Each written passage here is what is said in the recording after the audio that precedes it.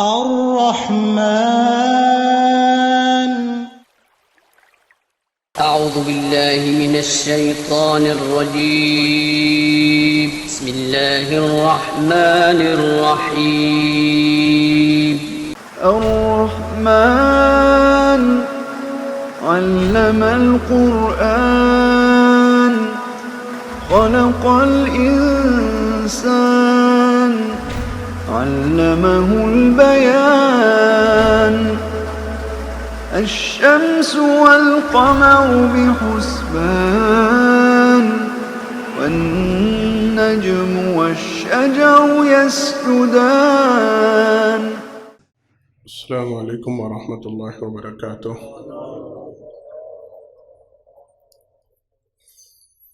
ان الحمد للہ نحمده ونستعینه ونستغفره ونؤمن به ونتوکل علیہ ونعوذ باللہ من شرور انفسنا ومن سیئات اعمالنا من يهده الله فلا مضل له ومن يضلل فلا هادي له وأشهد أن لا إله إلا الله وحده لا شريك له وأشهد أن محمدا عبده ورسوله صلى الله عليه وسلم. أما بعد فإن خير الحديث كتاب الله وخير الهدي هدي محمد صلى الله عليه وسلم وشر الأمور محدثاتها وكل محدثة بدعة وكل بدعة ضلالة وكل ضلالة في النار. أعوذ بالله السميع العليم من الشيطان الرجيم من حمده ونفخه ونفثه. بسم الله الرحمن الرحيم. والذين تبوأوا الدار والإيمان من قبلهم يحبون من هاجر إليهم ولا يجدون في صدورهم حاجة مما أوتوا ويؤثرون على أنفسهم ولو كان بهم خصاصة ومن يوق شح نفسه فأولئك هم المفلحون. ہر قسم کی تعریفات حمد و ثنا اللہ رب العالمین کے واسطے خاص ہیں. انگن لا تعداد بے شمار درود و سلام ہو امام الانبیاء حبیب کبریا جناب محمد مصطفیٰ صلی اللہ علیہ وسلم کی ذات گرامی پر. حضرات محترم، بحیثیت مسلمان، بحیثیت مومن، ہمیں سے ہر شخص کی یہ خواہش اور کوشش ہونی چاہیے کہ وہ اپنی زندگی میں زیادہ سے زیادہ نیکیوں کو جمع کرے. ہر ایمان والے کی یہ خواہش ہونی چاہیے، ہر مسلمان کی یہ کوشش ہونی چاہیے اس کی زندگی میں زیادہ سے زیادہ کام ایسے ہوں، زیادہ سے زیادہ معاملے ایسے ہوں جو اللہ رب العالمین کے ہاں نیکیوں میں شمار ہوتے ہوں، اور وہ ان نیکیوں کو زیادہ سے زیادہ جمع کر پائے. نیکیوں کی کئی اقسام ہیں، نیکیوں کی مختلف قسمیں ہیں، مختلف انداز ہیں. اللہ رب العالمین نے قرآن کریم میں اور جناب محمد مصطفیٰ صلی اللہ علیہ وسلم نے احادیث مبارکہ میں ان کی بڑی وضاحت فرمائی. لیکن ان اقسام میں سے ایک قسم بڑی خاص ہے، بڑی پیاری ہے، اور اللہ کے ہاں بڑی محبوب ترین ہے. بلکہ اللہ رب العالمین نے قرآن کریم میں اصل نیکی اسے قرار دیا. اللہ اکبر. 2 آیات مبارکہ اس حوالے سے ملتی ہیں. چوتھا پارہ اس کی پہلی آیت مبارکہ ہے، لن تنالوا البر حتى تنفقوا مما تحبون وما تنفقوا من شيء فإن الله به عليم. اللہ رب العالمین ارشاد فرماتے ہیں تم اگر نیکی کو چاہتے ہو، نیکی کی معراج کو چاہتے ہو، نیکی کی اصل کو چاہتے ہو، لن تنالوا البر حتى تنفقوا مما تحبون، تم اس وقت تک نیکی کو نہیں پہنچ سکتے جب تک تم اپنی محبوب ترین چیز اللہ کے راستے میں خرچ نہیں کر دیتے۔ اصل نیکی یہ ہے، نیکی کے معراج یہ ہے، تم اپنی پسندیدہ چیزیں اللہ کے اوپر قربان کر دو، اللہ کے راستے میں قربان کر دو۔ لیس البر ان تولوا وجوہکم قبل المشرق والمغرب ولکن البر من آمن باللہ والیوم الآخر والملائکۃ والکتاب والنبیین۔ دوسری آیت مبارکہ وآت المال علی حبہ ذوی القربى والیتامى والمساکین۔ اللہ رب العالمین ارشاد فرماتے ہیں نیکی یہ نہیں کہ تم اپنا منہ مشرق یا مغرب کی جانب پھیرو، ولیکن البر من آمن باللہ والیوم الآخر والملائکہ والکتاب والنبیین۔ نیکی تو یہ ہے کہ اللہ کی ذات پہ، اللہ کی کتابوں پہ، اللہ کے انبیاء پہ ایمان رکھنا۔ وآت المال علی حبہ، اپنے مال کو محبت ہونے کے باوجود، طلب ہونے کے باوجود، ضرورت ہونے کے باوجود پھر اللہ کے راستے میں خرچ کرو۔ اصل نیکی یہ ہے، نیکی کی اصل معراج یہ۔ آپ صلی اللہ علیہ وسلم کے پاس ایک صحابی آئے، سوال کیا اللہ کے پیغمبر صلی اللہ علیہ وسلم صدقے کئی ہیں، صدقے کی کئی اقسام ہیں، تو ان میں سے بہترین اجر کے اعتبار سے، اس کے بدلے اور ثواب کے اعتبار سے بہترین صدقہ کون سا ہے؟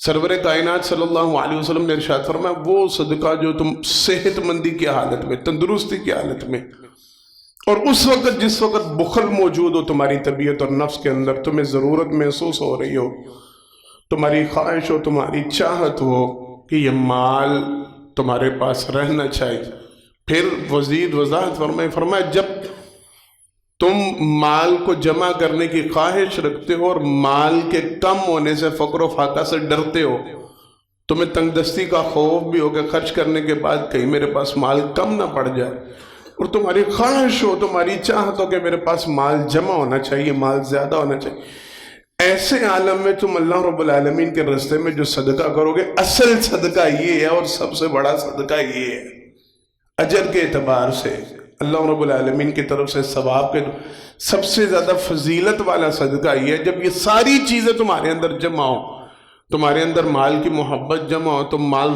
رکھنا چاہ رہے ہو، اس کے جانے سے ڈر رہے ہو، فقر و فاقہ کا خوف ہو، تنگ دستی کا خوف ہو، خواہش ہو، دل میں چاہت اور یہ طلب ہو کہ یہ مال جانا نہیں چاہیے، یہ مال جمع رہنا چاہیے، اس عالم میں، اور پھر ہو بھی تم صحت مندی کی حالت میں، تندرستی کی حالت میں، تمنا حالت میں، فرمائیں یہ کوئی صدقہ نہیں کہ جب انسان، حدیث کے الفاظ ہیں، آپ صلی اللہ علیہ وسلم نے فرمایا یہ کوئی صدقہ نہیں کہ جب اس کی روح اس کے حلق تک پہنچ جائے، جان نکلنے والی ہو، اس وقت وہ کہتا پھر یہ فلاں چیز فلاں کو دے دو، فلاں چیز فلاں کو دے دو، فلاں چیز فلاں کو دے دو۔ آپ صلی اللہ علیہ وسلم نے فرمایا یہ تو فلاں فلاں کہی ہے، اس کا تو ہے ہی نہیں ہے، جب یہ دنیا سے جا رہا ہے، اس نے اپنی بیماری میں اپنی موت کو اپنی آنکھوں سے دیکھ لیا، اس کو سمجھ لگے دن تھوڑے ہیں، اب مر بھی جانا، پلے کچھ نہیں رہا، ڈاکٹروں نے جواب دے دیا، حالت بگڑ گئی ہے، اب یہ نصیحت وصیت کرتا پھر رہا میری فلاں چیز فلاں کو دے دو، فلاں چیز، بھائی تم نہ بھی نصیحت وصیت کرو گے تو وہ تو لوگوں کا مال، اب لوگوں کے پاس ہی جانا ہے، یہ صدقہ نہیں، یہ اجر و ثواب کا باعث نہیں۔ اصل اجر اور اصل ثواب یہ ہے کہ جس وقت تم صحت مندی اور تندرستی کی حالت میں اور تمہیں خود طلب ہو، تم پھر اللہ رب العالمین کے راستے میں، یہ ہے اصل نیکی، یہ اصل میرا۔ مفسرین کرام و حدیثین کرام نے اس کو احادیث مبارک اور قرآن کریم کی آیات کی روشنی مختصر اور جامع الفاظ میں اس کو احصار کا نام دیا۔ جب آپ کو اپنی ضرورت ہو، جب آپ کو اپنے لیے مال کی طلب ہو، جب آپ کو خود اپنے لیے کسی چیز کی طلب محسوس ہو رہی ہو، آپ اپنی ضرورت کو نظر انداز کرتے ہوئے، آپ اپنی خواہش کو نظر انداز کرتے ہوئے، آپ اپنی طلب کو نظر انداز کرتے ہوئے اللہ اور اللہ کے رسول کی بات کو فوقیت دے جائیں، اللہ اور اللہ کے رسول کے راستے کو فوقیت دے جائیں، لوگوں کی ضروریات کو اپنی ضروریات پہ ترجیح دے جائیں، دوست احباب صاحبین ان کی ضروریات کو اپنی ضروریات پہ ترجیح دے جائیں، اس کا نام احصار ہے۔ اور یہی یہ سار قرآن کریم میں اللہ رب العالمین نے جو آیت مبارکہ بھی تلاوت کی تھی خطبہ جمعہ کے شروع میں، اللہ نے اس کی وضاحت فرمائی، وَالَّذِينَ تَبَوَّؤُوا الدَّارَ وَالْإِيمَانَ مِنْ قَبْلِهِمْ يُحِبُّونَ مَنْ هَاجَرَ إِلَيْهِمْ وَلَا يَجِدُونَ فِي صُدُورِهِمْ حَاجَةً مِّمَّا أُوتُوا وَيُؤْثِرُونَ عَلَىٰ أَنفُسِهِمْ وَلَوْ كَانَ بِهِمْ خَصَاصَةٌ۔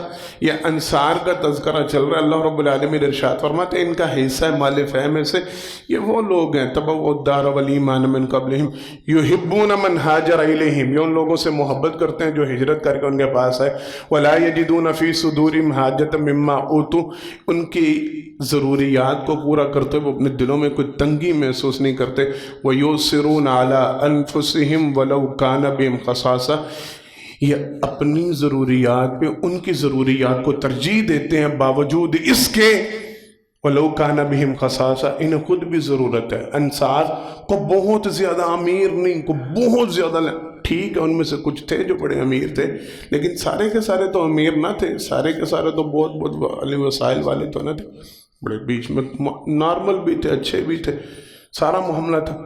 وَيُؤْثِرُونَ عَلَىٰ أَنفُسِهِمْ وَلَوْ كَانَ بِهِمْ خَصَاصَةٌ، اپنی طلب اپنی ضرورت کے باوجود انہوں نے اپنی ضروریات پہ مہاجرین کی ضروریات کو ترجیح دی۔ اصل کامیاب لوگ تو یہ ہیں، اصل کامران لوگ تو یہ ہیں۔ کس قدر ترجیح دی، کیسی ترجیح دی؟ جناب انس بن مالک رضی اللہ تعالیٰ عنہ بیان فرماتے ہیں نبی کریم صلی اللہ علیہ وسلم کے پاس مہاجر صحابہ کرام رضوان اللہ علیہ مجمعین ان کے گروہ آیا، کہا اللہ کے پیغمبر صلی اللہ علیہ وسلم ہمیں بھی عمریں بیتی، ہم نے بھی زندگیاں گزاری اپنے علاقے میں، قریش میں رہتے ہوئے، مکہ میں رہتے ہوئے ہم نے بڑا بڑا ٹائم گزارا، بڑی بڑی طرح کے لوگوں سے وہاں ہمارا سامنا اور معاملہ ہوا۔ مکہ تو گڑھ تھا اور ساری زندگی سے جناب ابراہیم علیہ السلام کے دور سے وہ مرکز رہا، وہاں ہر طرح کی اقوام آتے رہی جاتے رہی، لوگ وہاں پہ آتے رہے بیت اللہ کے طواف کے لیے، عمرہ کے لیے، حج کے لیے۔ ہم نے بڑے بڑے قبائل دیکھے ہیں، ہم نے بڑی بڑی اقوام دیکھی ہیں۔ اللہ کے پیغمبر یہ مہاجرین کہہ رہے ہیں، اللہ کے پیغمبر صلی اللہ علیہ وسلم ہم نے کبھی ایسی قوم نہیں دیکھی تھی آج تک جو اپنی ضروریات میں لوگوں کی ضروریات کو ترجیح جیسا ہم نے انصار کو پایا۔ ہم نے ایسی قوم نہیں دیکھی۔ ہم دیکھتے ہیں انہیں اپنی ضرورت ہوتی ہے، انہیں اپنے معاملے ہوتے ہیں، انہیں اپنے مسائل درپیش ہوتے ہیں، وہ سب کچھ بلائے بیٹھے ہوتے ہیں، وہ اپنی ضروریات پہ ہماری ضروریات کو ترجیح دیتے ہیں، وہ اپنے معاملات پہ ہمارے معاملات کو ترجیح دیتے ہیں۔ طلب ان کو اپنی ذات کے لیے ہوتی ہے لیکن وہ اپنی ذات کو پیچھے چھوڑ دیتے ہیں، ہماری ذات کو فوقیت دیتے ہیں۔ اللہ کے پیغمبر صلی اللہ علیہ وسلم ہم نے ایسی خرچ کرنے والی قوم آج تک نہیں دیکھی، ہم نے ایسا خیال کرنے والی قوم اتنے عظیم لوگ، اتنے عظیم۔ اللہ کے پیغمبر صلی اللہ علیہ وسلم ہم تو یہ مہاجرین کے الفاظ، ہم تو ڈرنے لگے ہیں جتنی وہ نیکی ہمارے ساتھ کر رہے ہیں، جتنا وہ تعاون ہمارے ساتھ کر رہے ہیں، جتنا وہ معاملہ اچھا ہمارے ساتھ کر رہے ہیں، کہ ایسا نہ ہو نیکیاں کر کر ہم تھک جائیں اور ان کے اثار کی وجہ سے اللہ ہماری ساری نیکیاں نہ ان کو دے دے۔ ہمارے ساتھ اتنا اچھا برتاؤ، ہمارے ساتھ اتنا اچھا سلوک، ہمیں تو یہ خطرہ محسوس ہونا شروع ہو گیا ان کی نیکی کی وجہ سے، ان کے احسان کی وجہ سے اللہ ہماری ساری نیکیاں ان کے کھاتے میں نہ لکھ دے۔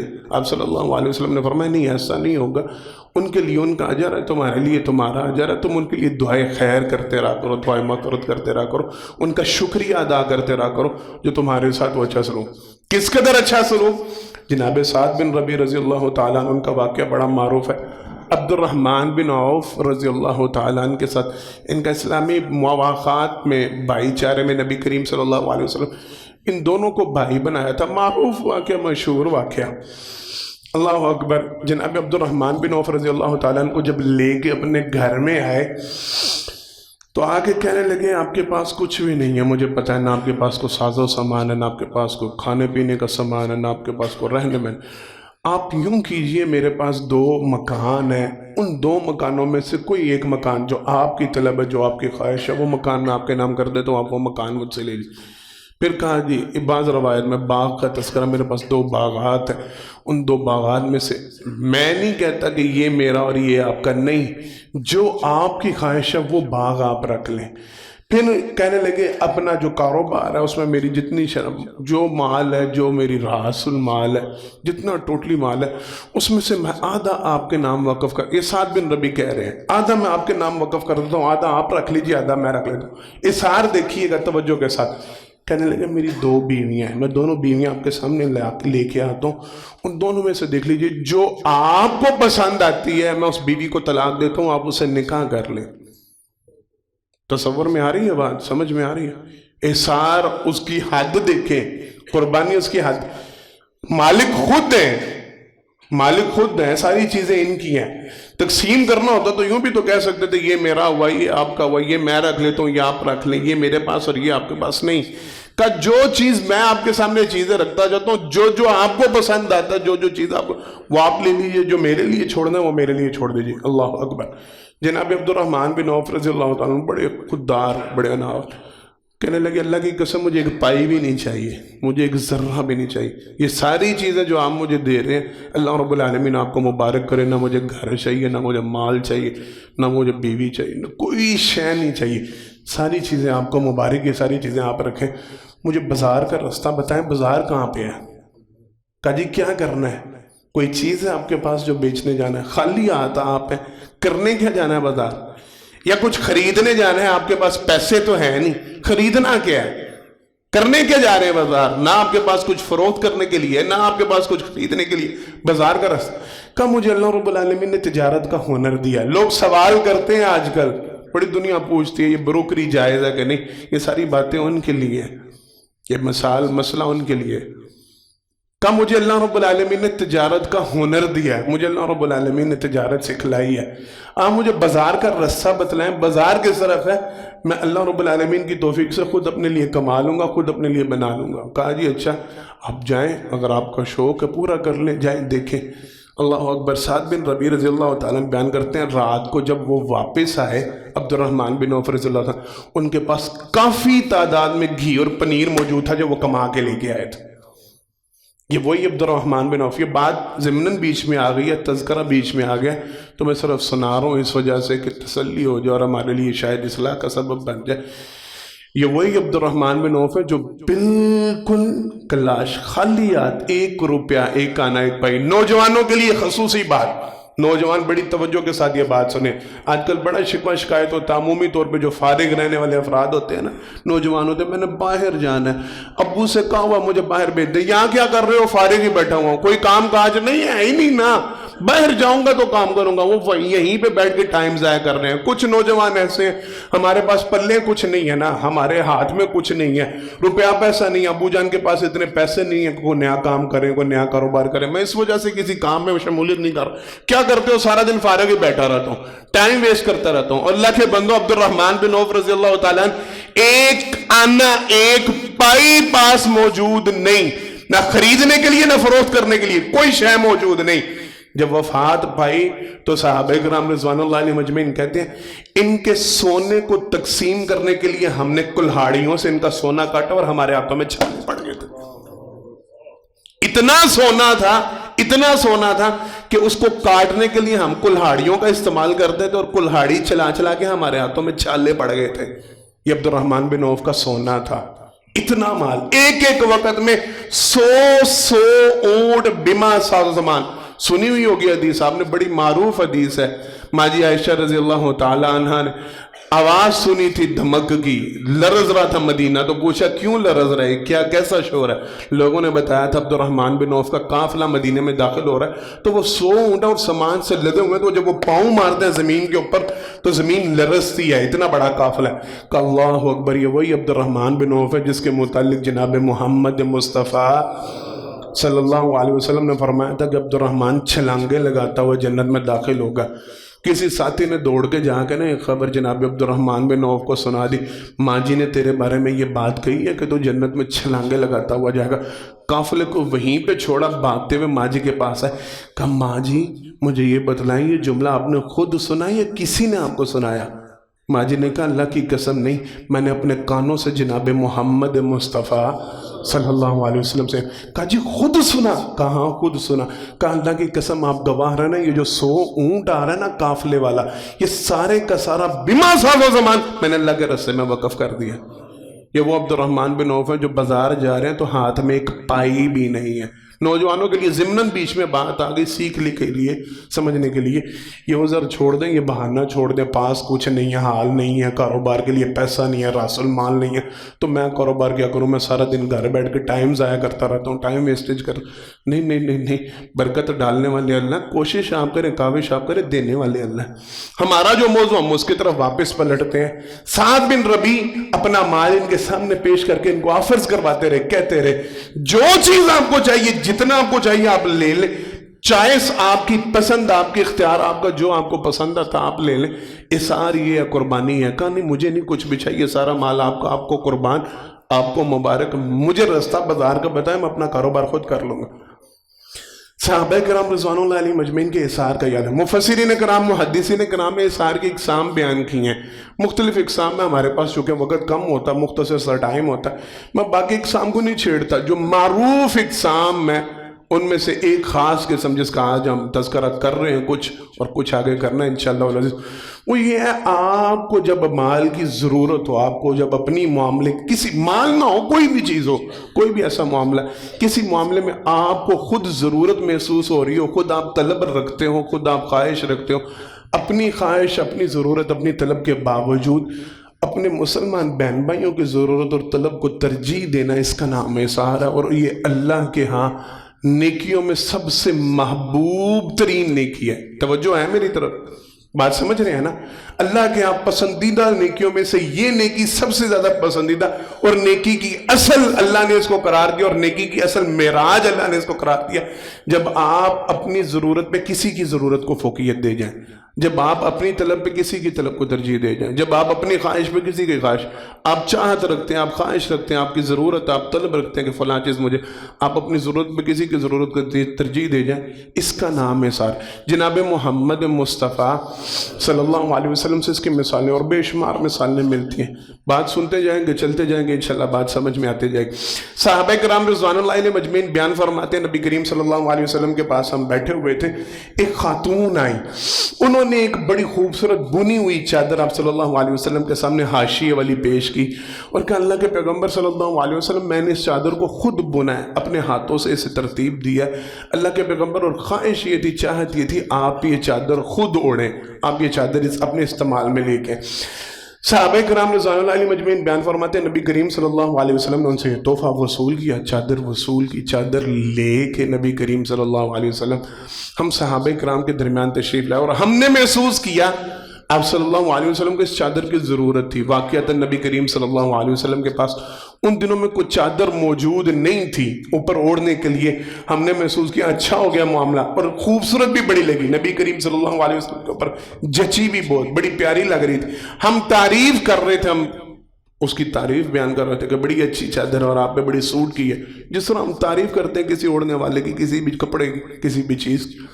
اسی اسنا میں ایک صحابی اٹھے، کہنے لگے اللہ کے پیغمبر صلی اللہ علیہ وسلم یہ چادر مجھے نہیں دے دیتے؟ توجہ ہے، اللہ کے پیغمبر صلی اللہ علیہ وسلم یہ چادر مجھے دے دیجئے۔ کہتے ہیں ہم سارے ایک دم چکنے، حیران، یہ ہوا کیا ہے؟ ابھی نبی کریم صلی اللہ علیہ وسلم لے کے آئے، اور ہم سارے جانتے ہیں کہ آپ کو اس چادر کی ضرورت تھی، ابھی اوڑا، اور چادر آپ پہ جچ بھی بڑی رہی ہے، اور ساتھ ایک صحابی اٹھ کے کہنے لگے اللہ کے پیغمبر یہ چادر مجھے دے دیجئے، مجھے اس کی ضرورت۔ کہتے ہیں نبی کریم صلی اللہ علیہ وسلم نے فوراً چادر کو اتارا اور صحابی کے ہاتھ میں پکڑا دیا، یہ لو چادر تم لے لو۔ ہم صحابہ کرام رضوان اللہ علیہ مجمعین اس ساتھی کے در پہ ہوئے، کہا تمہیں نہیں علم، تم نہیں جانتے تھے کہ اللہ کے پیغمبر صلی اللہ علیہ وسلم کو اس چادر کی ضرورت اور طلب تھی؟ نبی کریم صلی اللہ علیہ وسلم خود اس چادر کی ڈیمانڈ رکھتے تھے، خود اس کی ضرورت رکھتے تھے، تم نے پھر کیوں مانگا؟ اور تمہیں علم بھی ہے، توجہ کے ساتھ، تمہیں علم بھی ہے، اللہ کے پیغمبر صلی اللہ علیہ وسلم سے جب کوئی چیز طلب کی جائے نبی کریم صلی اللہ علیہ وسلم انکار نہیں کرتے، منع نہیں کرتے، تمہیں پتہ بھی تھا، تم نے مانگنا انہوں نے دے دینا، تم نے پھر کیوں سوال کیا؟ اسے ابھی کہنے لگے غصہ نہ ہو، ناراض نہ ہو، میری خواہش یہ تھی، میرے دل میں اچانک یہ خیال آیا اللہ کے پیغمبر صلی اللہ علیہ وسلم نے اس چادر کو اوڑھا ہے، کل جب میں فوت ہوں تو یہ چادر میرا کفن بنائی جائے، میں نے اپنے کفن کے لیے طلب کیا۔ صحابہ کرام رضوان اللہ علیہ مجمعین اب گواہی دیتے ہیں، کہتے ہیں اللہ کی قسم ہم نے دیکھا چند دنوں بعد اس صحابی کا انتقال ہوا، اس کو اسی چادر کے اندر کفن دیا گیا، اس کی خواہش کو اللہ رب العالمین نے پورا۔ ہمارے لیے سمجھنے والی بات یہ ہے، ہمارے لیے سبق یہ ہے، نبی کریم صلی اللہ علیہ وسلم باوجود ضرورت کے، باوجود طلب کے، آپ صلی اللہ علیہ وسلم سے ساتھی نے سوال کیا، نبی کریم صلی اللہ علیہ وسلم نے فوراً وقف کر. جناب ابو ہریرہ رضی اللہ تعالیٰ عنہ بیان فرماتے ہیں، کہتے ہیں دن میں بڑا شدید بھوک میں مبتلا تھا، کھانے پینے کے لیے پاس کچھ نہیں تھا، ساز و سامان کچھ نہیں تھا. اللہ اکبر. کہتے ہیں میں رستے میں ایسی جگہ پہ بیٹھ گیا جہاں سے لوگوں کا گزر ہوتا تھا، لوگ گزرتے تھے جہاں. میں بیٹھ گیا تو جناب ابو بکر رضی اللہ تعالیٰ وہاں سے گزرے. میں نے ابو بکر صدیق رضی اللہ تعالیٰ کو قرآن کریم کی ایک آیت مبارکہ سنائی اور کہا جی مجھے اس کا ترجمہ سمجھائیں. ابو بکر صدیق رضی اللہ تعالیٰ جتنا ترجمہ سمجھتے تھے، جو چیز سمجھتے تھے، انہوں نے مجھے سمجھائی اور چل دی. کہنے لگے اللہ کی قسم میرا مقصد کوئی ترجمہ پوچھنے کا نہیں تھا، میں زیادہ ان سے زیادہ گرفت رکھتا تھا اس بات کے اوپر، کیونکہ حدیثوں میں سب سے زیادہ نبی کریم صلی اللہ علیہ وسلم سے روایت کرنے والے اور آپ کے پاس رہنے والے. کہتے ہیں میرا مقصد تو یہ تھا کہ شاید یہ میری بات کو سمجھے اور مجھے کچھ کھلانے پلانے کی آفر کریں، لیکن وہ میری مقصد کو نہیں سمجھے، چلے گئے.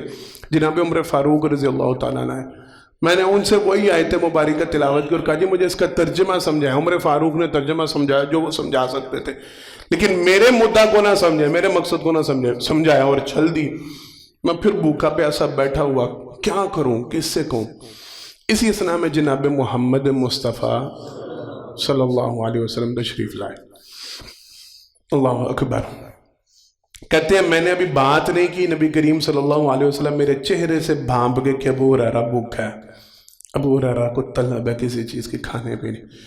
مجھے کہا ابو ہریرہ، میں نے کہا لبیک یا رسول اللہ صلی اللہ علیہ وسلم. کہا ابو ہریرہ اور چلو میرے ساتھ چلو. مجھے لے کے نبی کریم صلی اللہ علیہ وسلم اپنے گھروں میں سے گھر میں داخل ہوئے.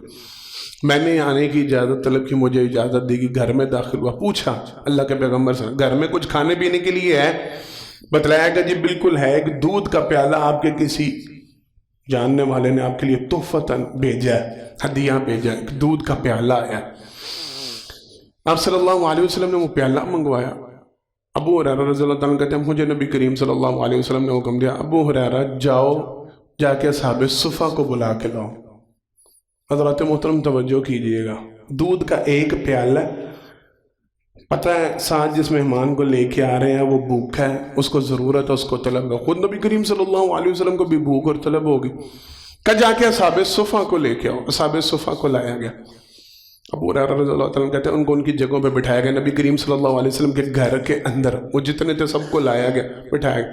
آپ صلی اللہ علیہ وسلم نے مجھے حکم دیا، ابو ہریرہ یہ دودھ کا پیالہ، یہ تربیت ہے، یہ سکھلایا جا رہا ہے. ابو ہریرہ کہتے ہیں اللہ کی قسم میں اپنے دل میں یہ بات محسوس کر رہا تھا، اور سب سے زیادہ بھوک مجھے، سب سے زیادہ ضرورت مجھے، پہلے مجھے تو پیش کرتی تھی.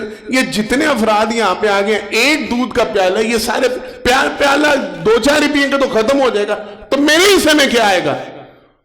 تو کتنا ہی اچھا ہوتا. پہلے نبی کریم صلی اللہ علیہ وسلم مجھے پلاتے، لیکن وہ سبق سکھایا جا رہا ہے، وہ تعلیم دی جا رہی ہے، وہ تربیت. کہا ابو ہریرہ تم پیالہ پکڑو اور باری باری ان سب کو پلانا شروع کرو. ابو ہریرہ کہتے ہیں میں نے ایک شخص کو دیا، اصحاب صفہ میں سے ایک کو پلایا. اصحاب صفہ سمجھتے نا کون ہے؟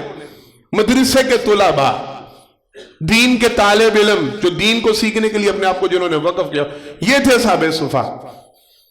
کہتے ہیں میں نے ایک ایک کر کے پلانا شروع کیا. پہلے ایک کو پلایا، اس نے پی لیا. جب وہ سیر ہوا اس نے پہلا مجھے واپس کیا. کہا دوسرے کو پلاؤ، دوسرے کو، تیسرے کو. وہ جتنے تھے ان سب کو نبی کریم صلی اللہ علیہ وسلم نے وہ دودھ کا پیالہ میرے ہاتھوں سے دلوایا، میں نے دیا.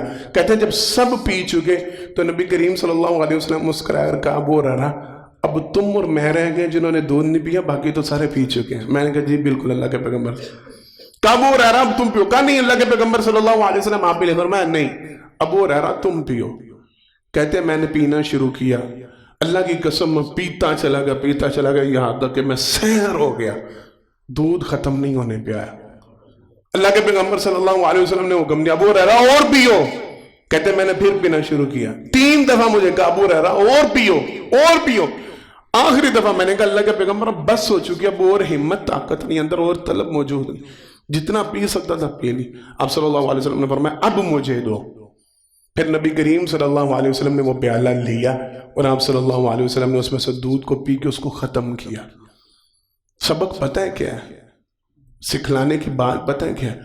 ضرورت نبی کریم صلی اللہ علیہ وسلم نے سب سے آخر میں پیا، بولے پیا نا سب سے آخر میں.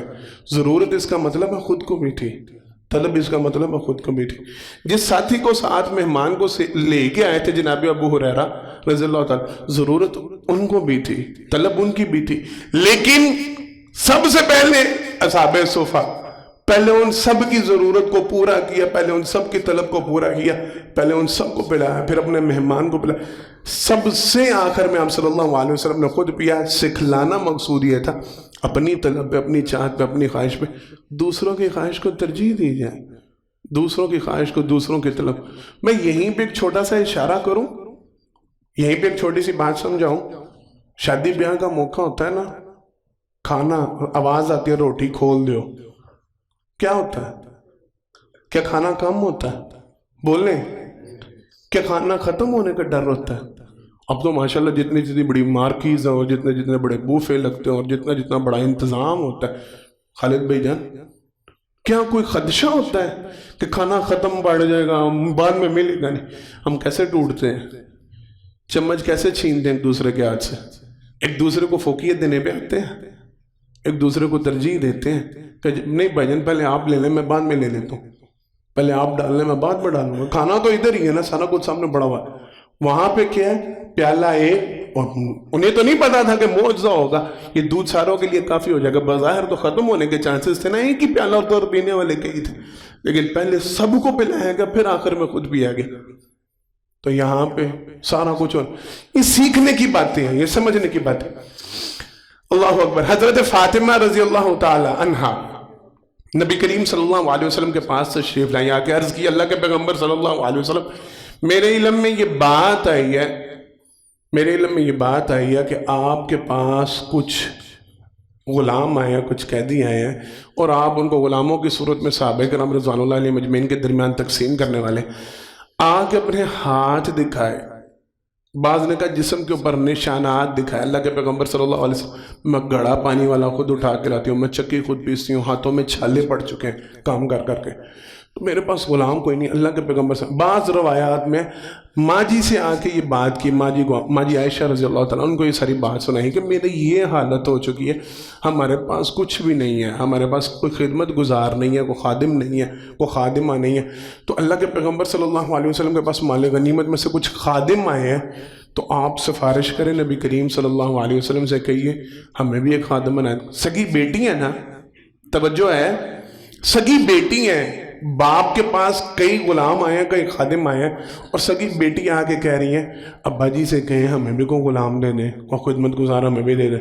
ماں جی نے جناب محمد مصطفیٰ صلی اللہ علیہ وسلم گھر تشریف لائے، تو ماں جی نے ان سے عرض کی اللہ کے پیغمبر صلی اللہ علیہ وسلم آج آپ کا لخت جگر آیا تھا، آج آپ کی بیٹی بڑی پیاری بیٹی اور جنت میں خواتین کے سردار اللہ کے پیغمبر، انہوں نے آ کے نا آج اپنے جسم کے نشانات مجھے دکھلائے اور طلب کی ہے کو خادم ہمیں بھی دے دیں. آپ لوگوں میں بھی بانٹتے پھر رہے ہیں، لوگوں کو بھی تو دے ہی رہے ہیں، تو ایک گھر والوں کو دے دیں، ایک خادم دے دیں، ایک خادمہ دے دیں.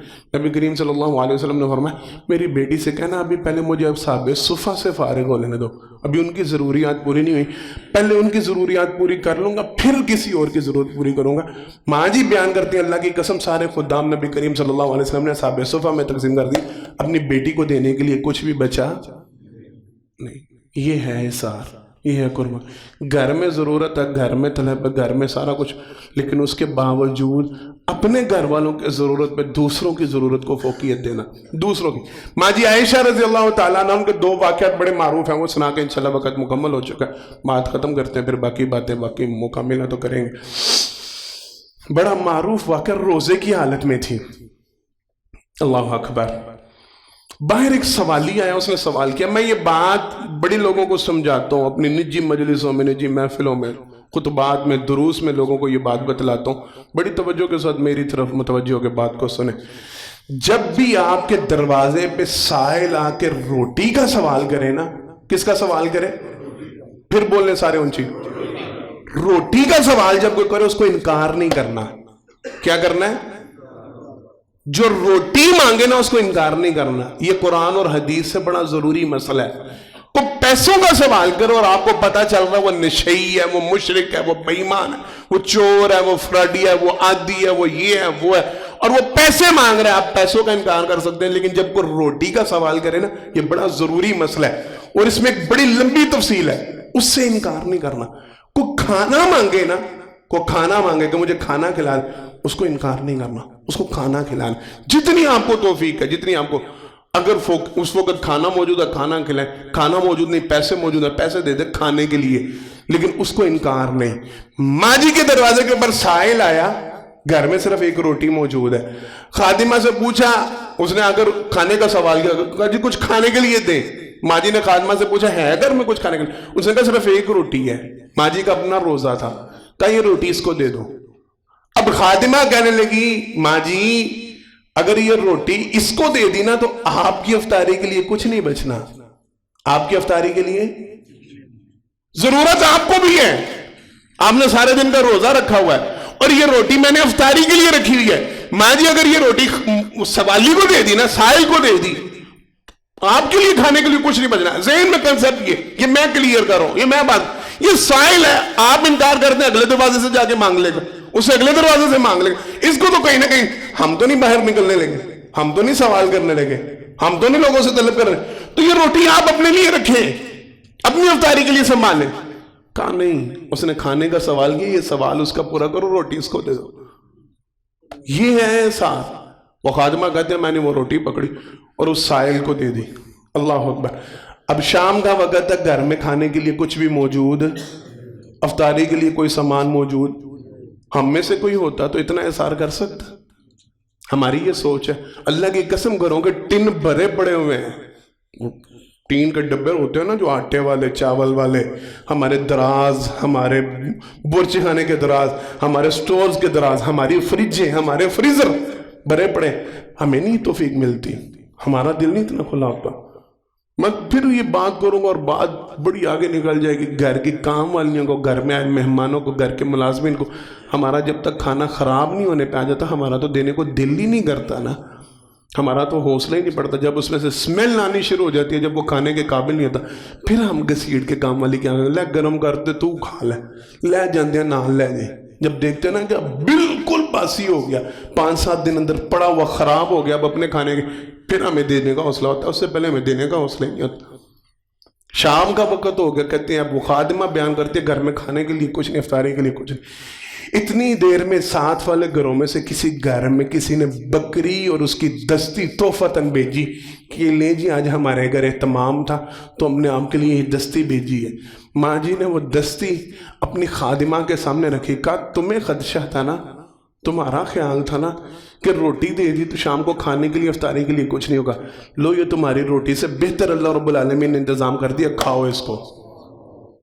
اثار تو ہو، قربانی تو، یہ وہی ماں جی۔ آخری بات اور پھر بات ختم۔ گھر میں سوالی آئی تھی عورت، معروف واقعہ، ہاتھ میں 2 بچیاں لے کے، تو اس حدیث کا جو ہمارا موضوع ہے نا اس کا ایک نقطہ بڑا قیمتی ہے۔ گھر میں کھانے کے لیے کیا تھا؟ بولیں، آواز آئی ہے؟ 3 کھجوریں تھی صرف۔ کتنی کھجوریں تھیں؟ ماں جی نے کتنی دی تھی؟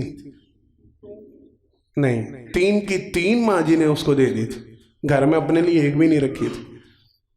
3 کی 3 کھجوریں، 2 اس نے بچیوں کو دے دی، ایک وہ خود کھانے لگی تھی نا تو بچیوں نے دوبارہ اس کی طرف دیکھا تو اس نے وہ توڑ کے وہ تیسری بھی ان کے منہ میں ڈال دی تھی۔ تو اللہ کے پیغمبر نے کہا تھا جس کو اس طرح آزمایا گیا اپنی بچیوں، اس طرح نہیں، جس کو بچیوں کی پرورش کے لیے آزمایا گیا اللہ رب العالمین نے اس کے اوپر جنت کو واجب کر دیا، وہ پکا جنتی۔ لیکن ہمارا موضوع کیا ہے، ہماری سمجھنے کی بات کیا ہے؟ گھر میں کتنی کھجوریں موجود تھیں؟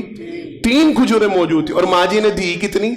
3 کی 3 ہی دے دی، اپنے لیے رکھا کچھ نہیں۔ تو یہ ہے ساری قربان۔ حضرات محترم، سمجھنے کی آخری بات جو بڑی قیمتی بات اور سارا خلاصہ ہے، اثار پتہ ہے کیا ہے؟ توجہ کے ساتھ، یہ بات بڑی توجہ۔ آپ بینک کی لائن میں کھڑے ہیں، توجہ کے ساتھ، کوئی بوڑھا شخص آ جاتا ہے نا، اپنی باری چھوڑ کے اس کو آگے کر دیں، اس کو کہ حضرت صاحب آپ پہلے ہیں، آپ سے کھڑا نہیں ہوا جائے گا، آپ معذور ہیں، آپ بیمار ہیں، آپ پریشان، اس کو آگے کر دیں۔ اثار پتہ ہے کیا ہے؟ میں دکھ کے ساتھ کہوں گا، میری بات کو مائنڈ نہ کیجئے گا، میری بات کا برا نہ منائیے گا۔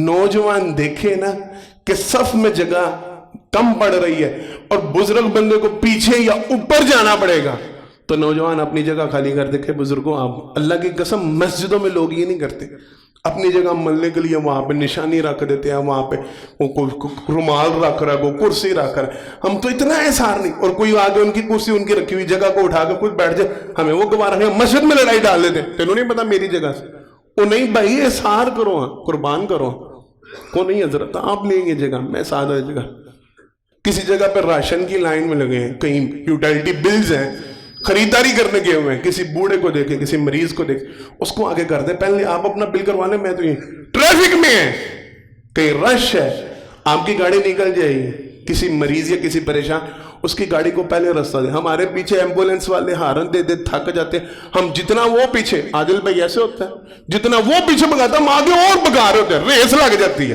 پہلے ہمیں خیال نہیں ہوتا. جب پیچھے سے کوئی ہارن دینا، عجیب نوجوان طبقے میں خاص عجیب ایک سائنس اور منطق ہے، پہلے بڑے پرسکون طریقے سے گاڑی چلا رہے ہوں گے، پیچھے سے کوئی ہارن دینا، اس کو ضرورت ہے، اس نے کہیں جانا، اس وقت پتہ نہیں کون سی آگ آتی ہے جو جسم کے اندر لگ جاتی ہے اور اسی وقت ریس شروع ہو جاتی ہے، کہیں ہوں انہوں نہیں اگے ننگن دینا.